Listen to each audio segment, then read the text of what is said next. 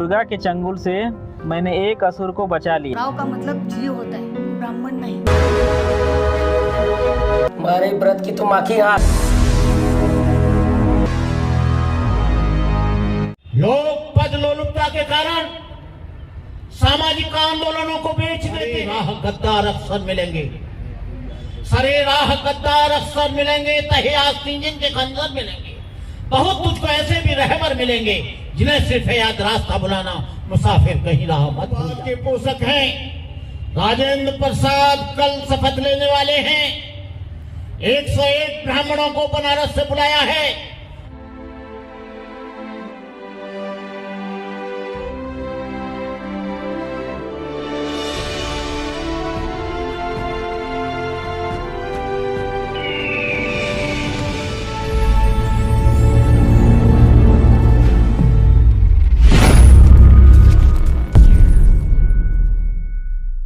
संयोजक भगवान जाटव जी,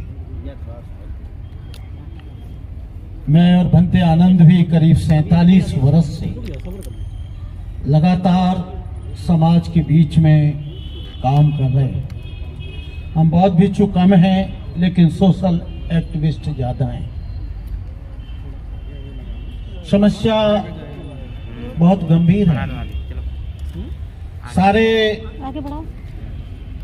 SC, ST, OBC के सारे चिंतक, सारे थिंक टैंक यहाँ आए हुए हैं, लेकिन हम समस्या का समाधान नहीं ढूंढ पा रहे हैं। 1950 को संविधान लागू हुआ, अभी तक नहीं ढूंढ पा रहे हैं। क्यों? जाटव जी नहीं तो फिर आप हट जाओ सामने से ना, फिर और बहन साइड में हो जाओ। फुले जी, बीच में हमें सेट करना पड़ता है। ये देश 4 स्तंभों से चलता है: कार्यपालिका, न्यायपालिका, विधायिका और मीडिया। ये चारों में तुम कितने मजबूत हो, इस बात को पहले तो देख लेना। कानून संसद बनाता है, विधानसभा बनाती है। उनको इम्प्लीमेंट संसद करता है, विधानसभा करता है। आप लोग कब तक ये भीख मांगते रहोगे? हमको दे दो, हमको आरक्षण दे दो, हमको पैसा दे दो, हमारा रिजर्वेशन दे दो, हमारा ये प्लांट तैयार कर दो, हमको इंडस्ट्रियल दे दो। उन लोगों से मांगने की आप इच्छा कर रहे हैं जो लोग आपका आरक्षण खत्म कर रहे हैं, जो लोग आपका प्रमोशन का डिमोशन कर रहे हैं, उन लोगों का जो प्राइवेटाइजेशन कर रहे हैं। आरक्षण किन से मांग रहे हो? आरक्षण इनडायरेक्टली खत्म हो चुका है, प्राइवेटाइजेशन हो रहा है। रेलवे का प्राइवेटाइजेशन हो रहा है, BSNL का प्राइवेटाइजेशन हो गया, बैंकों का प्राइवेटाइजेशन हो रहा है, BHL का हो रहा है, LIC का हो रहा है, DRDO का हो रहा है, तमाम सैनिक संस्थानों का हो रहा है, कॉलेजों का हो रहा है। मैं एक पॉइंट पर नहीं, मैं 2200 पॉइंट पर आज बोल के जाऊंगा, और केवल 5 मिनट में। जाटव जी, आपके पॉइंट बहुत अच्छे हैं, लेकिन आप ये क्यों भूल जाते हैं?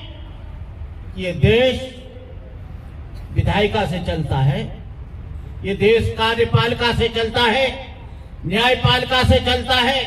न्यायपालिका में उनके लोग बैठे हैं, कार्यपालिका में उनके लोग बैठे हैं, विधायिका में उनके लोग बैठे हैं, मीडिया में उनके लोग बैठे हैं।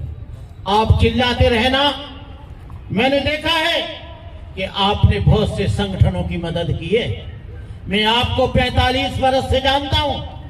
आज 31 वर्ष बाद तुम्हारे कार्यक्रम में, जब रामविलास पासवान और विश्वनाथ प्रताप सिंह की गवर्नमेंट थी, मैं आपके आह्वान पर वहां पर कार्यक्रम में गया था, अंबेडकर स्टेडियम में। आपने कितना काम किया है ये आप जानते हैं। आपने भीम आर्मी बनाई, भीम आर्मी का काम किया।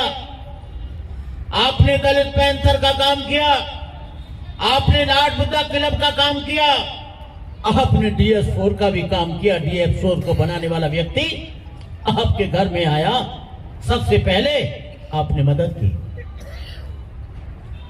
लोग पद लोलुपता के कारण सामाजिक आंदोलनों को बेच देते हैं। वो ऐसे लोगों से, ऐसी आइडियोलॉजी वालों से समझौता करते हैं जहां ना अम्बेडकर है, न फुले है, न कबीर है, न रैदास है, न साहूजी महाराज है, न तिरुवल्लुवरम है, न नारायणन है। कोई बैकवर्ड का वहां पर महापुरुष नहीं है।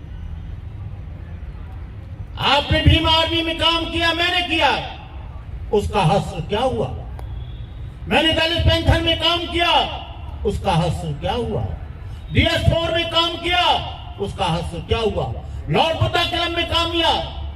जब आदमी सामाजिक आंदोलन चलाता है तो वो जल्दी अपनी विचारधारा पर, अपनी आइडियोलॉजी पर बाबा साहब की विचारधारा लेकर संगठन को खड़ा करता है।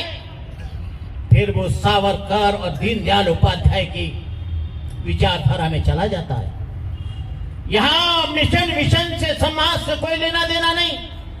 लेना देना है, चाहे हम बीजेपी में जाएं, चाहे समाजवादी पार्टी में जाएं, चाहे अपनी पार्टी बनाएं, चाहे बीएसपी में जाएं, हमारा काम बनता है ऐसी तैसी में जाओ जनता।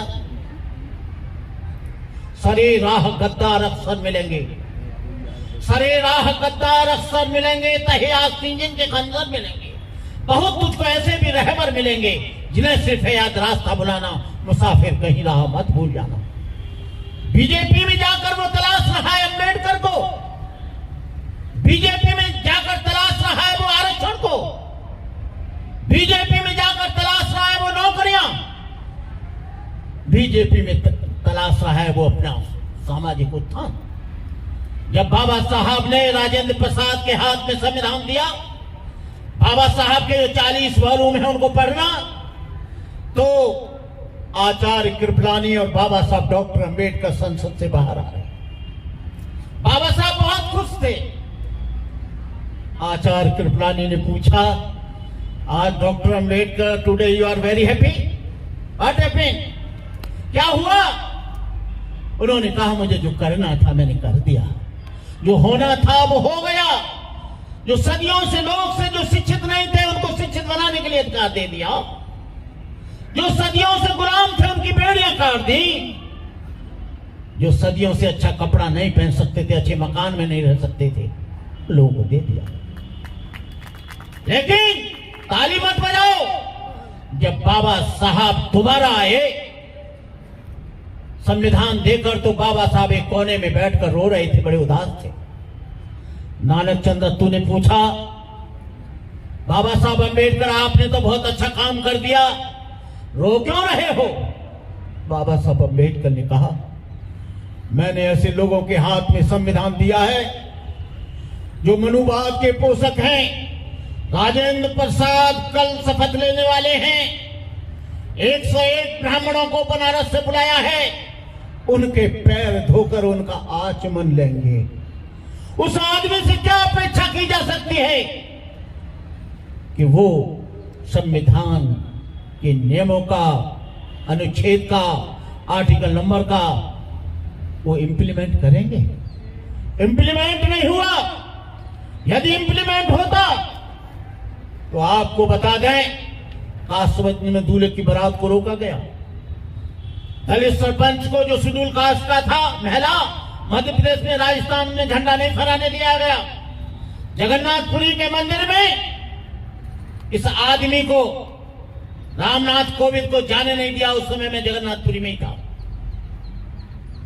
यहां से राजस्थान के लोग आए होंगे मुंह रखाने पे। जितेंद्र मेघवाल का सर काट दिया गया। इंद्र मेघवाल को पानी पीने 9 वर्ष का बच्चा घड़ा छूता मार दिया जाता है। ये तुम्हारे पॉइंट बहुत अच्छे हैं, 2400 के 2400 पॉइंट बहुत अच्छे हैं, लेकिन जब तक तुम लोग न्यायपालिका में नहीं आओगे तुमको न्याय नहीं मिलेगा। कार्यपालिका में नहीं आओगे, तुम्हारे डीएम नहीं होंगे, आईपीएस नहीं होंगे, आईएएस नहीं होंगे, इंजीनियर नहीं होंगे, डॉक्टर नहीं होंगे, आ नहीं पाओगे। तुम्हारा आरक्षण खत्म कर दिया गया है। नई शिक्षा नीति के अंतर्गत तुम्हारी एजुकेशन को ध्वस्त कर दिया गया है।